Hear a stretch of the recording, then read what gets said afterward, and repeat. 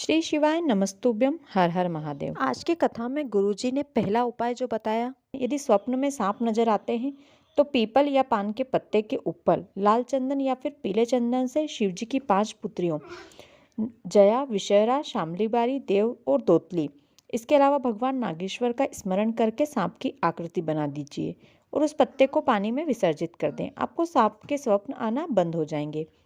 दूसरा उपाय, यदि आपका जीवन बहुत अधिक कष्ट में चल रहा है, रोग बहुत ज़्यादा हो गया है, पैसा घर में टिक नहीं रहा है या अन्य कोई बहुत बड़ी समस्या अचानक से आ गई है, किसी परेशानी में आप फंस गए हैं, किसी केस में आप फंस गए हैं, तो सोमवार की अष्टमी के दिन एक बेलपत्र लें। बेलपत्र के बीच वाली पत्ती पर पीला चंदन और नीचे की दोनों पत्तियों पर लाल चंदन लगाएं।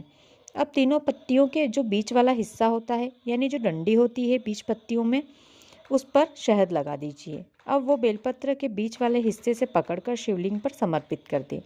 बेलपत्र जब चढ़ाएं तब बेलपत्र की डंडी का भाग अशोक सुंदरी के स्थान की तरफ रखना है। बेलपत्र चढ़ाने के बाद लोटे से उस बेलपत्र पर धार बनाते हुए महादेव के मंत्रों का जाप, श्री शिवाय नमस्तुभ्यम, ओम नमः शिवाय या नमः शिवाय, इनमें से किसी भी मंत्र का जाप करते हुए जल चढ़ा दीजिए। लोटे में थोड़ा सा जल बचा लें, वो बचा हुआ जल अशोक सुंदरी वाले हिस्से स्थान पर चढ़ा दीजिए। अब जो वो चढ़ी हुई जो बेलपत्र है, उस बेलपत्र को उठा लें और उसका विसर्जन जल या मिट्टी में कर दें। जहां आपने बेलपत्र का विसर्जन किया है वहां भी एक लोटा जल चढ़ा दें और हाथ जोड़कर बाबा से एक बार फिर से अपनी कामना कर दें। 3 महीने में बाबा आपको उस परेशानी से मुक्त कर देंगे। ये जो उपाय है आज के पत्र को पढ़कर गुरुजी ने बताया है। वो किसी मुसीबत में फंस गए थे तो उन्होंने ये उपाय किया। पत्र में लिखा था, गुरुजी, मेरा बेटा अपने कुछ बुरे दोस्तों के साथ रहकर धारा 302 के अंतर्गत जेल चला गया था। हमने बहुत कोशिश की लेकिन उसकी बेल नहीं हो रही थी। कोर्ट में एक कागज की मांग की गई और 15 दिन का हमें समय दिया गया। यदि 15 दिन में हम वो कागज अदालत में पेश कर देते हैं तो उसकी बेल हो जाएगी। मुझे कुछ समझ नहीं आया, फिर मैंने आपका बेलपत्र पर लाल चंदन, पीले चंदन और शहद वाला उपाय किया और जैसे ही मैंने उपाय किया और घर गई तो मेरी बेटी का फ़ोन आया कि मेरा बेटा बाहर आ चुका है, उसे बेल मिल गई है।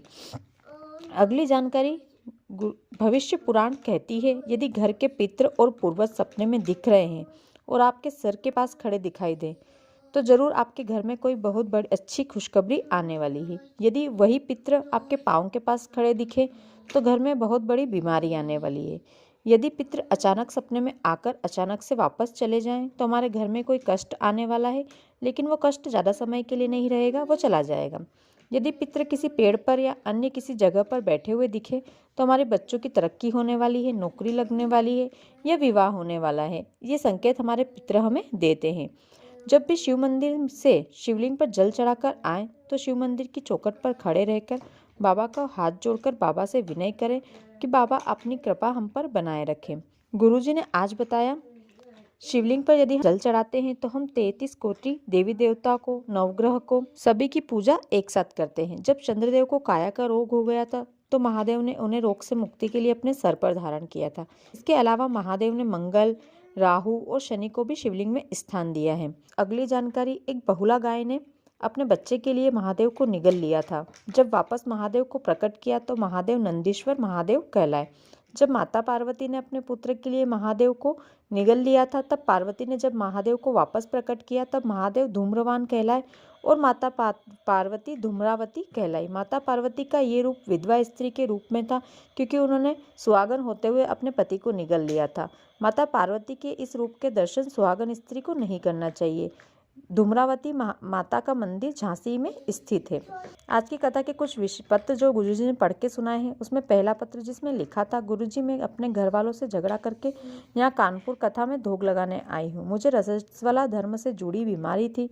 डॉक्टर ने भी मुझे कहा था आपको दवाइयाँ जिंदगी भर लेनी पड़ेगी। फिर मैंने शिवजी पर चढ़े जल का आचमन करने लगी। फिर कुछ समय बाद जांच करवाई तो उसमें मेरे डॉक्टर को भी आश्चर्य करने लगे। आज मेरी दवाई बिल्कुल बंद हो चुकी है, लेकिन कुछ समय बाद मेरे पेट में 22 mm की गिठान हो गई। फिर मैंने बेलपत्र चढ़ाकर औषधि के रूप में वो बेलपत्र कुछ समय खाया और फिर से जांच करवाई तो उसने मेरी गिठान गायब हो चुकी थी। दूसरा पत्र जिसमें लिखा था, गुरुजी मेरे यहाँ 5 साल तक संतान नहीं हुई, फिर मैंने सफ़ेद आंकड़ी की जल वाला उपाय किया और शिवजी पर जल चढ़ाकर उस जल का आचमन करने लगी। बाबा की कृपा से मेरे यहाँ 5 साल के बाद संतान की प्राप्ति हुई।